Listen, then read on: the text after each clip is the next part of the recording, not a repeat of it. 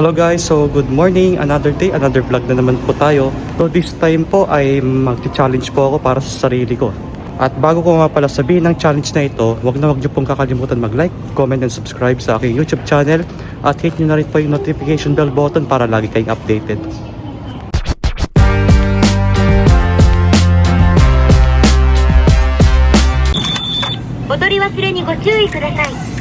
Ngayong araw nga po pala ay day off ko ngayon. O naisipan kong gumala. Pero may tatanong nyo kung bakit nag-withdraw ako ng pera para sa panggala. Pero magbabudget tayo. So nag-withdraw ka pala ako ng 3,000 yen. Ito po ang 3,000 yen. Ang challenge ko po ngayon ay hanggang saan aabot ang 3,000 yen ko gala edition. So tara, samahan nyo po ako.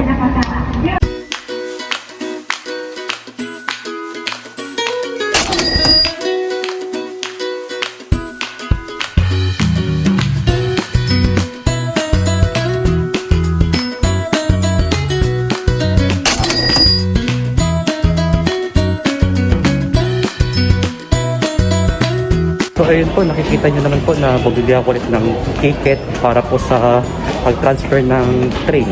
Ngayon po ay naka 350 yen na po tayo sa pamasahe lang po.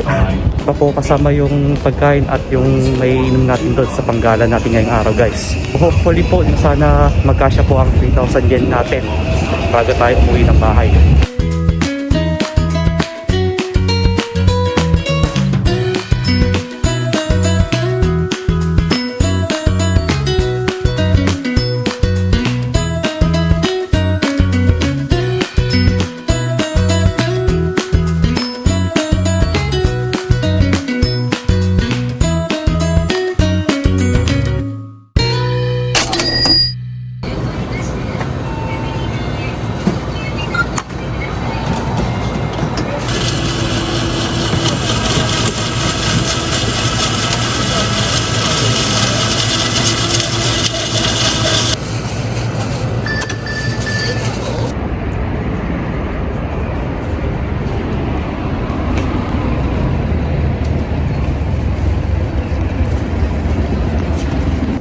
Ayun po, naglalakad ulit ako ngayon para pumunta ng simbahan para na din po magdasal at makinig sa sermon. Siyempre po, kailangan natin magpasalamat palagi kung anong pong meron sa atin, diba?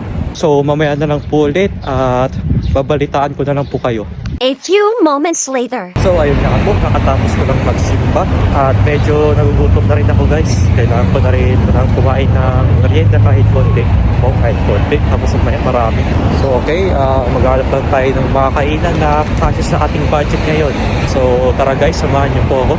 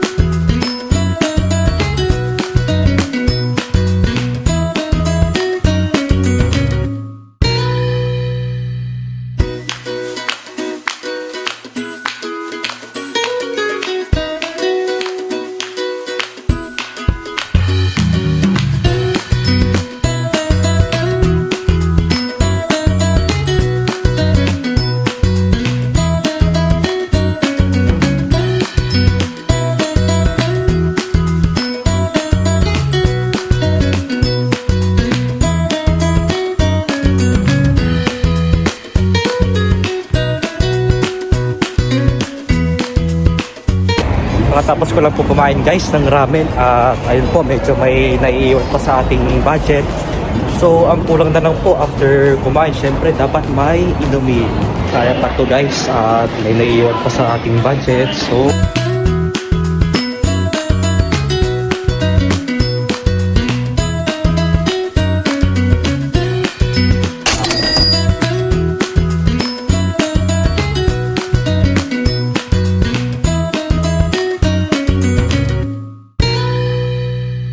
So okay na po, at nakatapos na tayong uminom ng juice. At and last but not the least ay ang pamasahin natin pa uwi. Siyempre mamamasahin tayo pa uwi, kailangan natin sumakay ng train. At dahil medyo malayo-layo ang uuwian natin ngayon sa bahay, siyempre.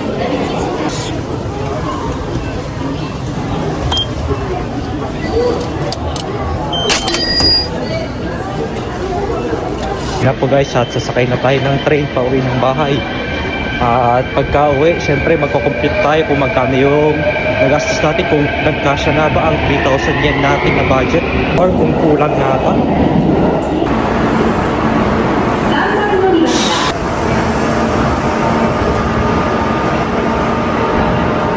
A few moments later. Okay guys, so ayun, nakauwi na pala ako dito sa bahay.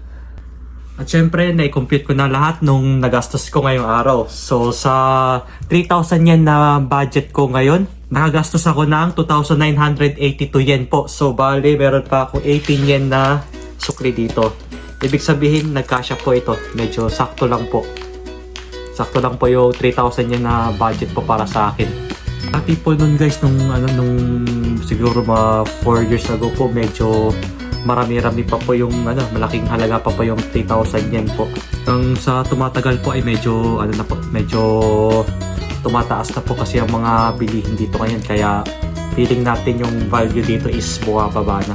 Tsaka yung 3,000 yen po ngayon ay equivalent po ng nasa 1,140 pesos po.